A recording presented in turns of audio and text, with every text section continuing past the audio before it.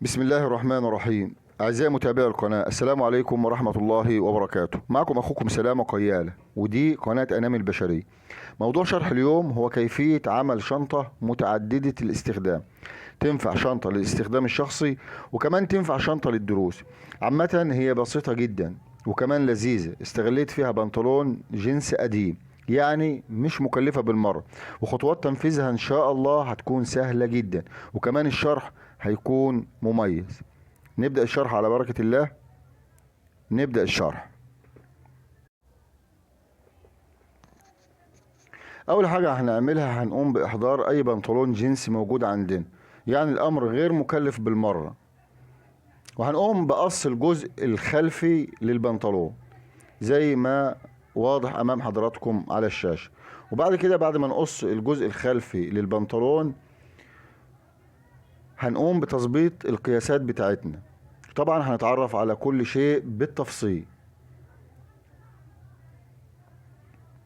ده هيكون الجيب الخلفي او الجيب الامامي، لان هي متعددة الاستخدام. نقدر نستغل ده جيب امامي ونقدر نستغله جيب خلفي، وده هيبان وهيظهر معانا في الشرح.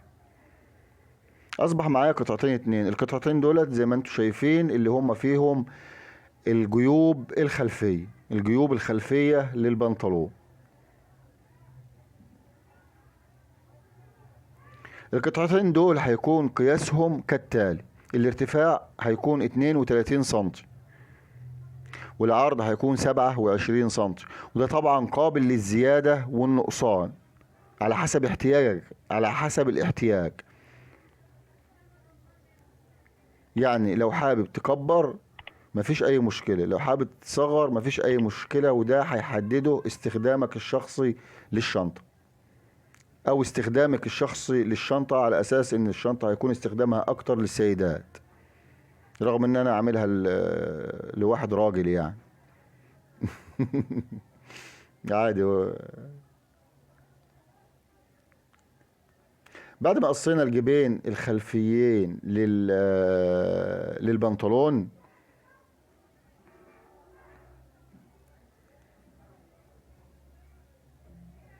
هنجيب الرجل بتاعت البنطلون. طبعا الرجلين الاتنين، الرجول الاتنين لسه زي ما هم، وهنجيب منهم، هناخد منهم قطعة زي دي، وهنعرف دلوقتي مع بعض احنا هنعمل بيهم ايه. دي القطعة اللي هيكون فيها السوستة بتاعت الجيب الكبير، اللي هو بيبقى في منتصف الشنطة من الأعلى طبعا. وهيكون قياسه كالتالي. وطبعا قياس الجزء ده اللي هيكون موجود فيه السوستة هيختلف باختلاف حجم الشنطة. طبعا انا هتكلم على القياسات دلوقتي على اساس ان انا حددت قياس الشنطة اللي هي هتبقى 27 سم في ارتفاع 32 سم. ودي قياسات الجزء اللي فيه السوستة: 5 سم من الطرف اليمين، و5 سم من الطرف من الجنب اليمين، و5 سم من الجنب الشمال، زائد طبعا العرض اللي هو فوق اللي هو 27 سم. يعني احنا بننزل بيها 5 سنتي في الجنب من الناحية دي، و5 سنتي في الجنب من الناحية دي، وبعد كده بنخيط السوستة. وطبعا الخطوات دي هتظهر امامنا. وده الجزء اللي هيبقى تحت. احنا اخدنا الجزء اللي فوق، ودلوقتي ده الجزء اللي هيبقى تحت الداير بتاع الشنطة.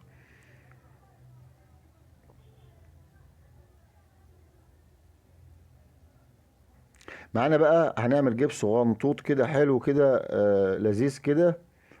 هنقطع له قطعة قماش 27 سم بعرض الشنطة، لكن الارتفاع بتاعه هيبقى 17 سم بس، علشان الجيب اللي فوق يفضل ظاهر، لان الجيب شكله جميل يعني.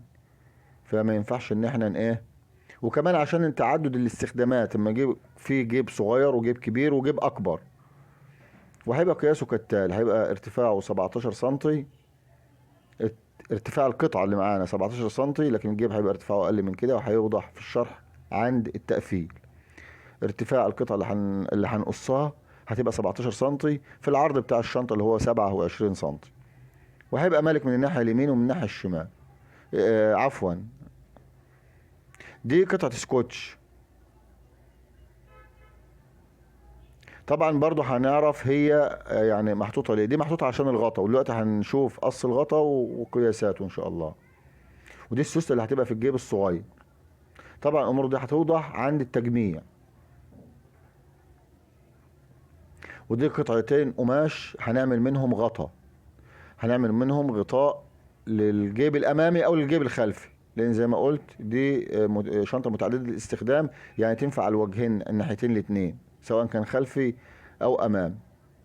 حلوة حركة المكوة دي. ده الجيب الصغير. هنجيب السوستة بتاعتنا ونخيطها في الجيب الصغير، وواحدة واحدة، ما تستعجلوش.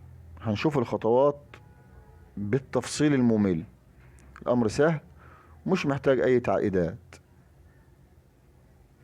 أتمنى يا رب من أي حد يستفيد من القناة أو متابع القناة متابعة جيدة إن هو يدعمنا بعمل إعجاب للفيديو. إذا أعجبك الفيديو، ما أعجبكش الفيديو عادي، ممكن تعمل ديسلايك عادي. والناس حبايبنا اللي دايما مشرفينا بالتعليقات يشرفونا كده ويقولوا لنا رأيهم ايه في الشنطة البسيطة الصغيرة دي.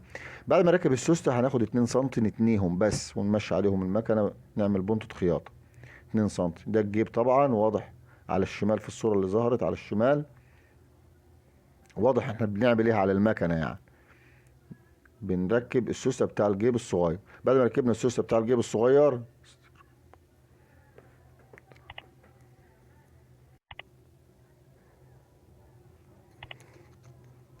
هنظبط بقى قياس الجيب. هيبقى ارتفاعه 15 سم. احنا اخدنا 2 سم بس من الجيب من فوق، تنيناهم بحيث ان احنا نكبر القطعة بتاعة السوست. ودي قطعة السكوتش هنخيطها في المكان اللي ظاهر امام حضراتكم، علشان دي هينزل عليها، دي قطعة السكوتش الناعمة، عشان هينزل عليها الغطا.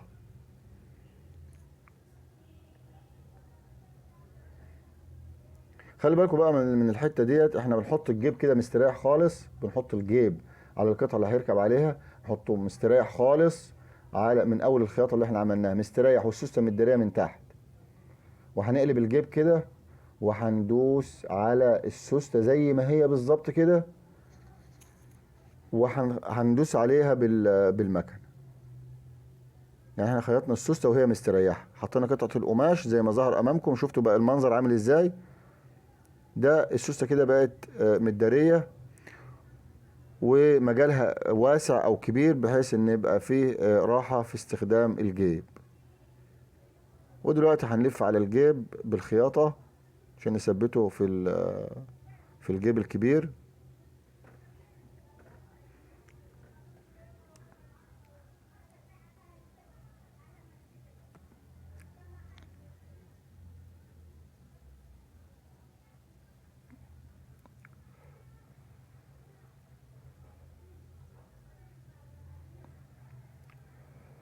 بعد ما انتهينا من تركيب السوسة للجيب الصغير وخياطة الجيب الصغير في الجيب الكبير، هنجيب القطعة الخاصة بالسوستة بتاعة الجيب الكبير. احنا ركبنا الجيب الصغير، دلوقتي هنركب السوستة اللي هي هتبقى من فوق. هنقطع القطعة بتاعتها اللي احنا قصيناها 2 علشان هنركب في كل جزء ناحية من السوستة.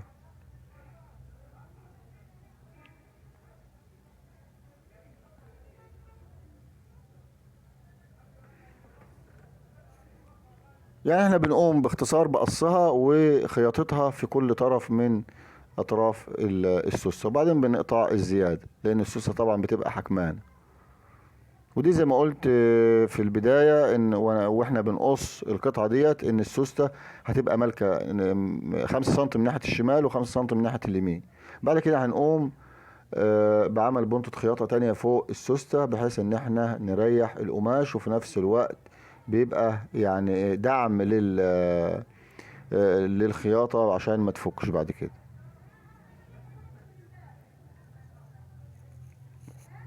هنجيب القطعة اللي تحت ونخيطهم في بعض زي ما حضراتكم شفتوا. ودي قطعة صغيرة، قطعة قماش عادية خالص، بس عملت لها تانية صغيرة. وخيطتها في المكان ده تحت السوستة بالظبط، علشان نخيط فيها الحزام. وده كان حزام شنطة قديمة طبعا استغليته. الامر ما كلفش يعني اي ماديات. هو البنطلون جينز وحزام قديم كان في شنطة قديمة. حزام طبعا بيبقى عمره اطول من الشنطة. بعد ما خلطنا القطعة الصغيرة هندخل الحزام في القطعة الصغيرة وندوس عليه بالمكنة.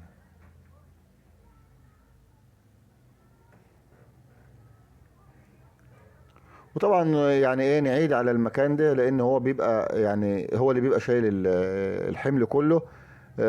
نعيد عليه بالخياطة اكتر من مرة عشان الحزام يبقى متين ويستحمل الضغط عليه. بقت بالطريقة دي بالشكل اللي حضراتكم شايفين.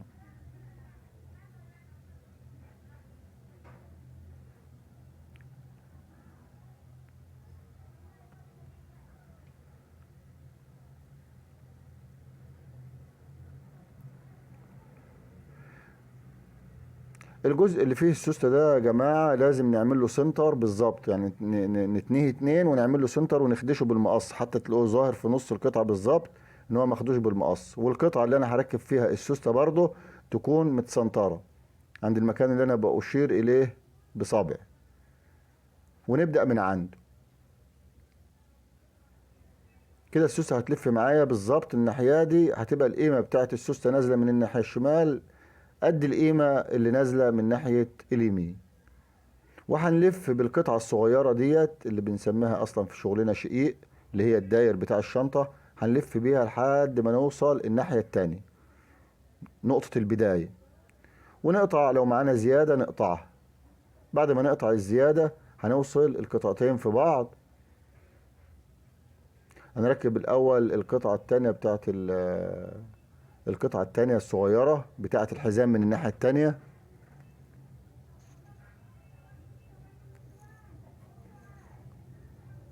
القطعة الصغيرة دي مش محتاجة شرح قص، يعني ده هي قطعة صغيرة كده بنعمل لها تانية وبنركبها في المكان ده عشان ندخل فيها الحزام.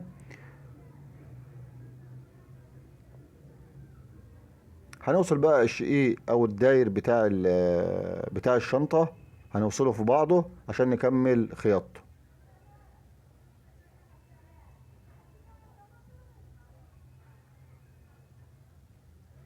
اتمنى من الناس اللي وصلت معانا للدقيقة ديت ان هي تعمل اعجاب للفيديو ده ان اعجبكم واكيد يعني اللي وصل معانا للدقيقة ديت عجبه الفيديو. فما تبخلوش علينا بعمل اعجاب للفيديو دعما لنا حتى نستمر في نشر المزيد. وكمان ده بيساعد على انتشار الفيديو، يعني انت كمان بتساهم في نشر الخير او نشر شيء حد تاني ممكن يستفيد منه. وطبعا ما تنساش تشرفنا بتعليق طيب كده، ده طبعا حاجة بتشرفنا وبتسعدنا. بعد ما ركبنا الداير بقى الشكل، بقى هو ده الشكل اللي ظاهر امام حضراتكم. هنجيب بقى الحزام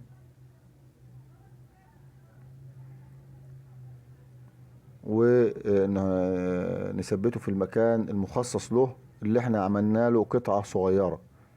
القطعة الصغيرة دي مهمة جدا طبعا.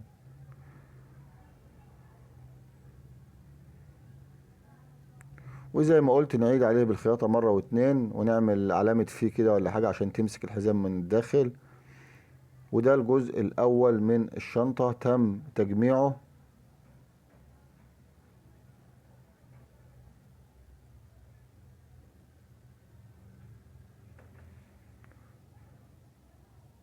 هنجيب بقى القطعة التانية ونركب فيها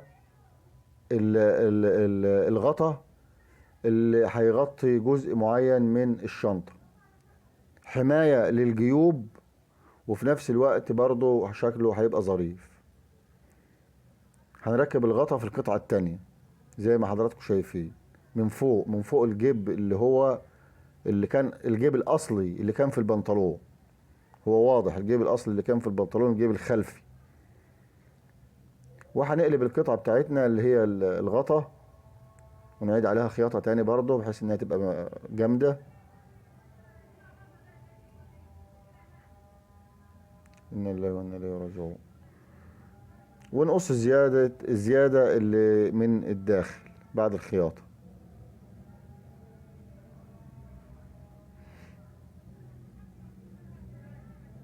هنقلب القطعة كده عشان نركبها في القطعة اللي انتهينا من خياطتها. وطبعا نبقى معلمين السنتر برضه، السنتر بتاع السوستة زي ما حضراتكم شايفين، والسنتر بتاع القطعة اللي في ايدينا، ونحط السنتر على السنتر، منتصف بالظبط على المنتصف، وندوس بمكنة الخياطة ونلف لحد الناحية التانية.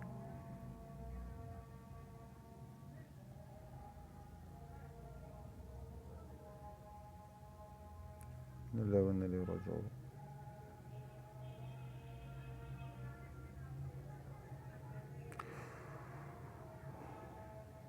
وده الشكل النهائي للشنطة الظريفة اللي معانا النهاردة. أتمنى يا رب الشرح يكون عجبكم ويكون أفادكم، وما تنسوش تدعمونا بعمل إعجاب للفيديو لأن ده مهم جدا بالنسبة لنا، وعمل تعليق طيب، وأتمنى للجميع التوفيق.